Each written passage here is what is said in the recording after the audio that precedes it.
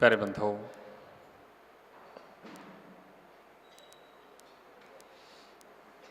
पांच महाव्रत और 5 अणुव्रत एक साधक के लिए या कहें किसी मुनिराज के लिए पंच महाव्रत महत्वशाली होते हैं। 5 महाव्रतों का मुनिराज पालन करते हैं और उनका वह पंच महाव्रत का पालन करना अनिवार्य होता है। मुनिराज अगर पंच महाव्रत का पालन नहीं करते तो मुनिराज नहीं कहे जाते। उनके लिए आवश्यक है अपने पंच महाव्रत का पालन करना। अहिंसा, सत्य, अचौर्य, ब्रह्मचर्य और परिग्रह त्याग, ये 5 महाव्रत मुनिराजों के लिए मूल गुण कहे जाते हैं, मूल गुणों के अंतर्गत आते हैं और मुनिराज इन 5 महाव्रतों का पालन करते हैं। श्रावक के 5 अणुव्रत हैं। कौन कौन से? अहिंसा, सत्य, अचौर्य, ब्रह्मचर्य और परिग्रह परिमाण। मुनिराज संपूर्ण रूप से पालन करते हैं, इसलिए वह महाव्रत कहलाते हैं। और श्रावक अणुरूप से पालन करता है, इसलिए वे अणुव्रत कहलाते हैं, यानी कुछ रूप से पालन करता है। श्रावक और मुनिराज में वास्तव में अंतर देखा जाए तो कोई अंतर नहीं। इतना ही अंतर है कि श्रावक अणुरूप से व्रतों का पालन करते हैं और मुनिराज पूर्ण रूप से व्रतों का पालन करते हैं। अहिंसा धर्म की बात आती है तो श्रावक के लिए कहा गया कि एक देश हिंसा का त्याग, यानी श्रावक एक देश हिंसा का त्यागी होता है, यानी त्रस जीवों का विघात नहीं करता है। त्रस हिंसा का त्याग वृथा थावर न संहारे। त्रस हिंसा का त्याग करके व्यर्थ में स्थावर जीवों का भी घात नहीं करता। और मुनिराज न त्रस जीवों का विघात करते हैं न स्थावर जीवों का विघात करते हैं। श्रावक के लिए भोजन भी पकाना पड़ता है, घर की साफ सफाई भी करना पड़ती है, व्यापार आदि उद्योग आदि काम भी करना पड़ते हैं और भी कितने प्रकार के आरंभ सारंभ श्रावक के लिए करना पड़ते हैं, क्योंकि वह श्रावक है और श्रावक के लिए ये सब करना बहुत आवश्यक है। श्रावक को इन सब का पालन करना ही चाहिए, करना ही पड़ता है। यानी दैनिक कर्तव्य भी उसको निर्वाह करना है और अपने अहिंसा धर्म की रक्षा भी उसको करना है। अगर अहिंसा धर्म से पीछे हटता है तो श्रावक के लिए वह भी श्रावक की श्रेणी में नहीं आता। और अगर वह अपने कर्तव्य से पीछे हटता है तो श्रावक जीवन कैसे जिएगा? उसको पानी भी छानना पड़ेगा, घर में और भी काम रहते करना ही पड़ेंगे।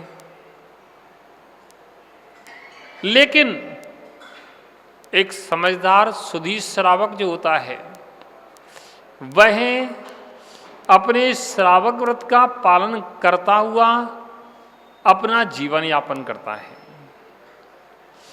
वह यथायोग्य स्थिति में पानी भी छानता है और घर गृहस्थी के काम भी करता है तब भी वह पाप के बंध से उतना नहीं बंधता।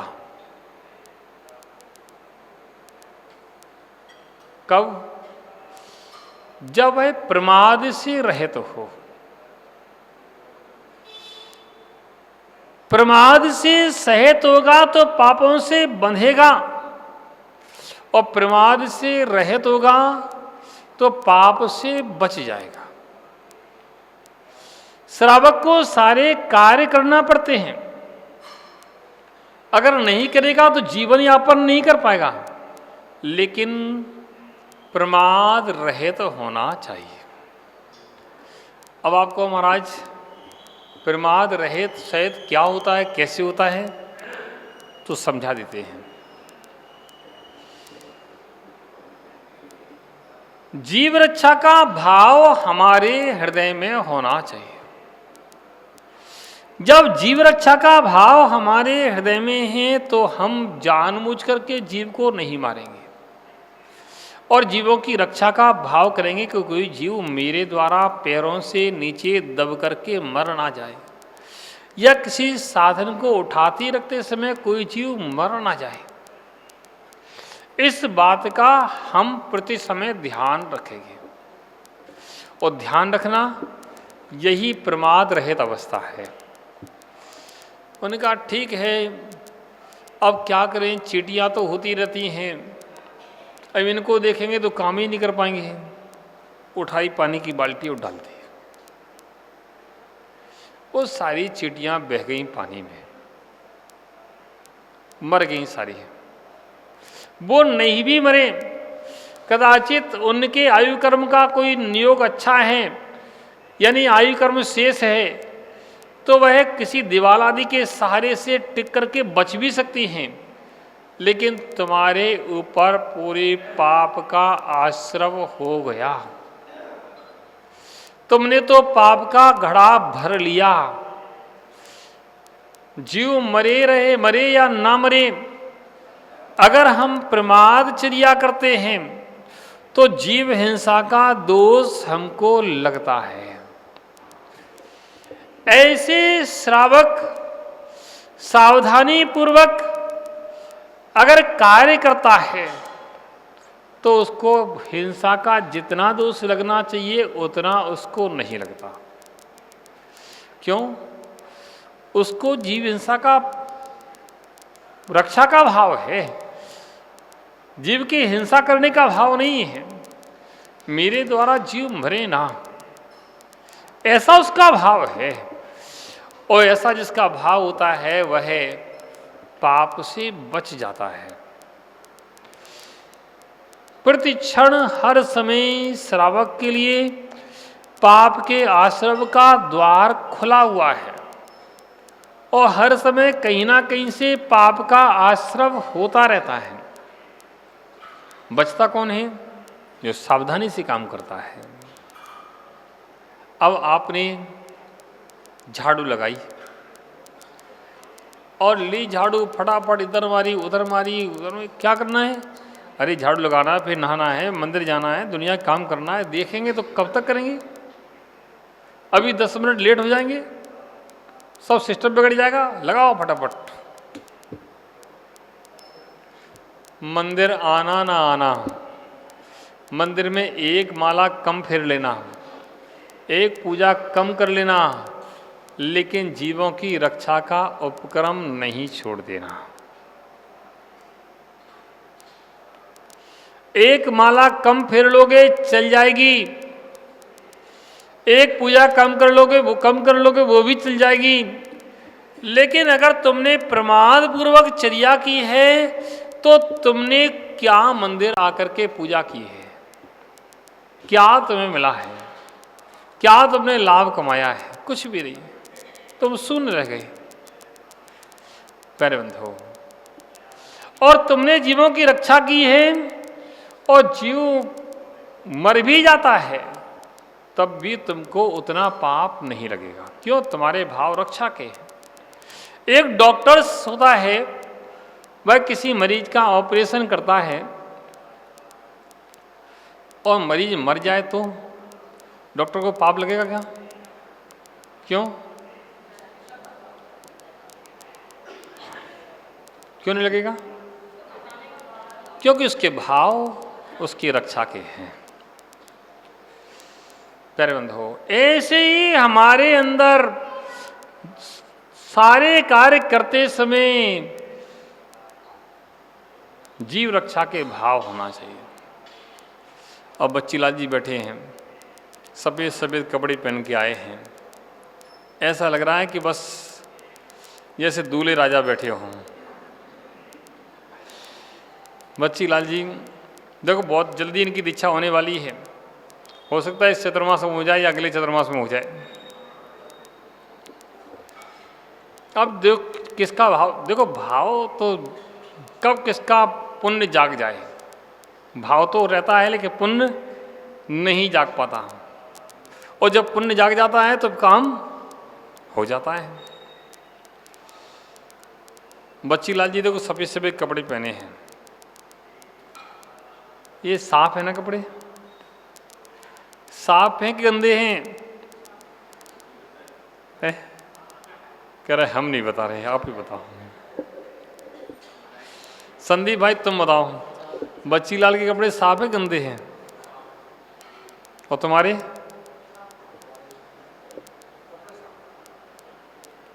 साफ है कि खून से रंगे हैं?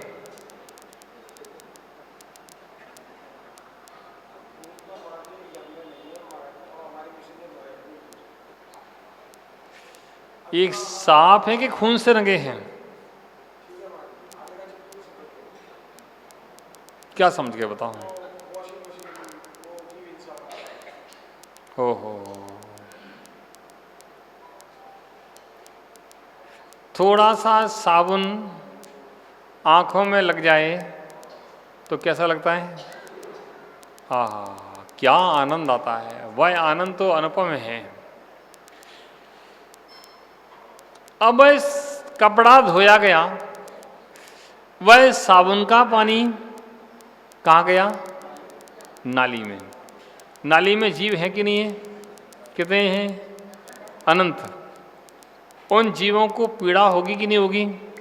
कष्ट होगा नहीं होगा? ओहो, मरेंगे नहीं मरेंगे? जब मरेंगे कष्ट होगा तो उसका, तुमने कपड़ा धोया है तो खून का रगा है कि धुला हुआ है? बताओ भाई,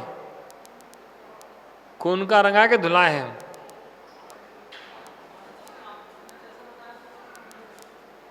ओहो,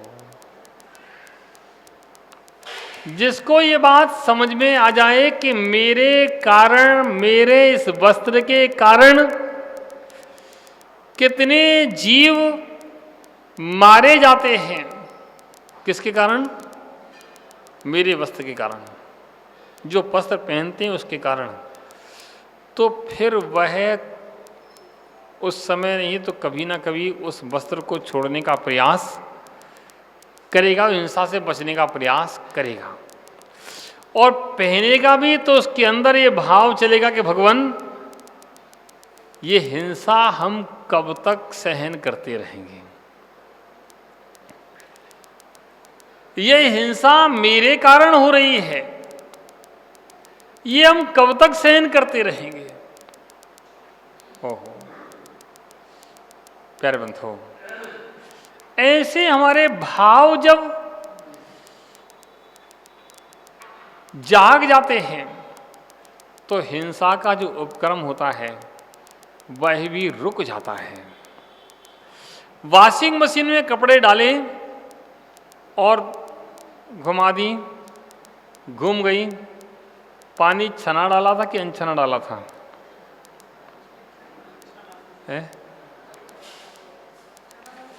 अब कुछ लोग कह रहे हैं महाराज छना डाला, कुछ के अनछना डाला।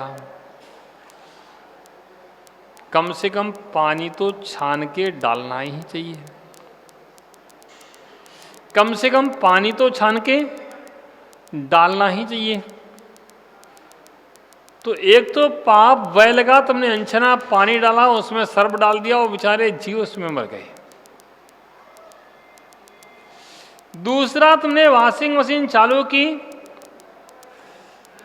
उसमें घूम गया, और जब सर्फ का पानी निकला तो कहाँ गया? एकदम खोल दिया, वो पानी वो बह गया। अब वह पानी बह के जाएगा, कितने जीवों को मारेगा? अनंत जीवों का घात वह पानी करेगा। प्यारे बंधुओं, अब एक सज्जन आए, बोले महाराज आपने सही बताया, अब मेरी समझ में आ गया है, अब मैं अपने हाथ से कभी कपड़े नहीं धोऊंगा। उन्हें मतलब, या तो पत्नी धो देगी और वो नहीं धोएगी तो बाहर धुलवा लूंगा। अब पत्नियां बेचारी क्या करें, उनको तो कपड़े धोने ही पड़ेंगे बेचारे को, और बाहर धुलवाएंगे तो बाहर वाला जो धोएगा वो अनछने पानी से धोएगा, छने से धोएगा। तुम तो फिर भी थोड़ा सा सदुपयोग से काम करोगे, वह क्या विवेक लगाएगा? उसके अंदर विवेक नहीं है। ओहो, उसके अंदर जीव रक्षा का भाव नहीं है। वो तो जे पानी आ रहा है, ये जा रहा है, ये आ रहा है, ये जा रहा है। प्यारे बंधुओं, इतनी हिंसा गृहस्थ जीवन में होती है जिसका अनुमान हम नहीं लगा सकते। भोजन बनाते हैं, अग्नि का एक जीव की विराधना हो, वायु का एक जीव की विराधना हो, तरस का एक जीव की विराधना हो, और दुनिया के और भी काम करते हैं। तो ये सब जीवों की विराधना ग्रस्त के द्वारा होती ही है, उससे बच नहीं सकता।